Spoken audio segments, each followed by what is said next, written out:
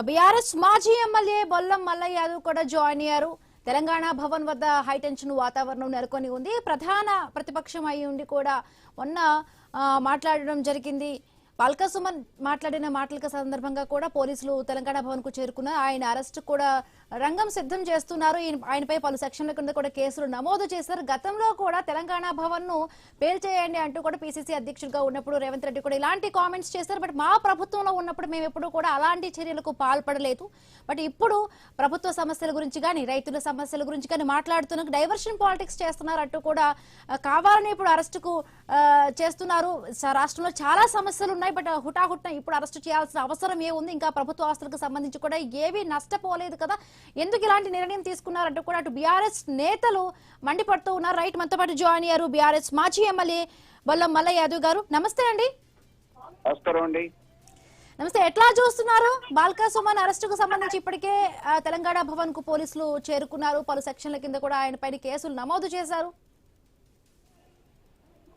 మాట్లాడిన ఉద్దేశం ఏంటి అనేది చూడాలి. మాట్లాడిన భాష సరే కొంత పరుషంగా ఉండొచ్చేమో, ప్రభుత్వానికి ఇప్పుడున్న పాలకులకి అది కొద్దిగా రుచించకపోవచ్చు, కానీ మాట్లాడిన ఉద్దేశం ఏంటనేది ఈ రోజు ప్రధానం.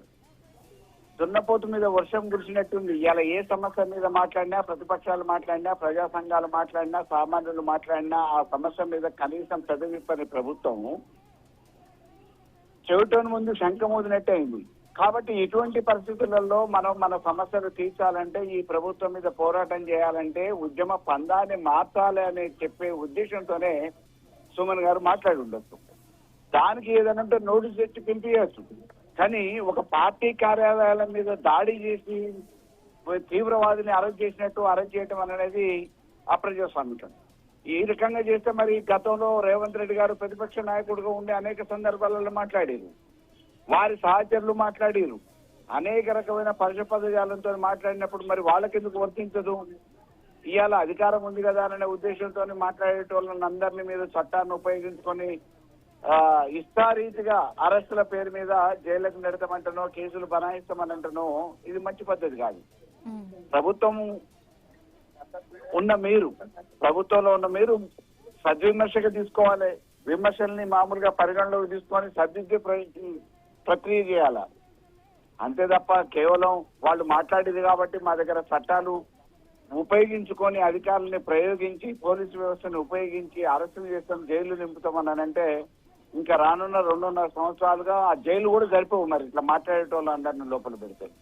కాబట్టి ప్రభుత్వం ఆలోచించుకోవాలి, ఇటువంటి పద్ధతిని విరమించుకోవాలి. పరుష పదజాల వాడి ఉండొచ్చు, కానీ దాని మాత్రాన అసలు ఉద్దేశం ఏందనేది కదా ఆలోచన చేయాల్సింది. అంటే ఇలాంటి మాటలు మాట్లాడినప్పుడు బాల్కా సుమన్ తర్వాత కొంచెం వివరణ ఇచ్చి ఉంటే బాగుండేది అనిపించింది. ఎందుకంటే దీనికి సంబంధించి కూడా అటు బీఆర్ఎస్ లో కానీ బీఆర్ఎస్ కేడర్ లో కానీ ఏమైనా చర్చకు వచ్చిందా దీనికి సంబంధించి కూడా? అంటే ఇట్లా మాట్లాడి ఉండకూడదు, ఎందుకంటే ప్రజా ఆస్తులను, గవర్నమెంట్ కి సంబంధించిన ఆస్తులను ధ్వంసం చేయకూడదు. మేబీ దొరలుండొచ్చు, బట్ దానికి సంబంధించి ఒక వివరణ ఇచ్చుంటే బాగుండేదేమో.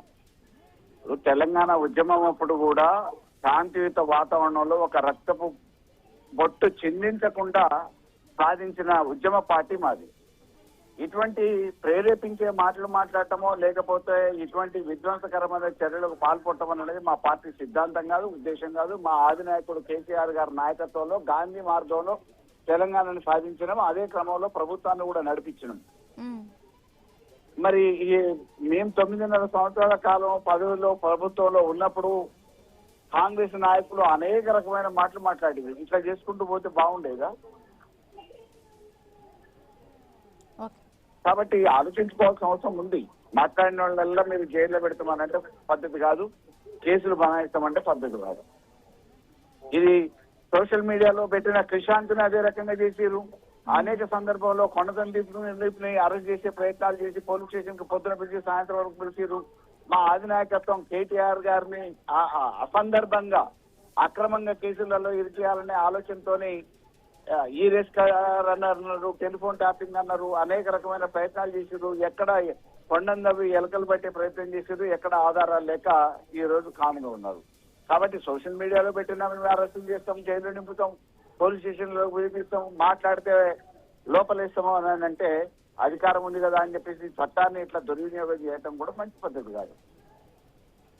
రైట్ అండి, రైట్. Thank you.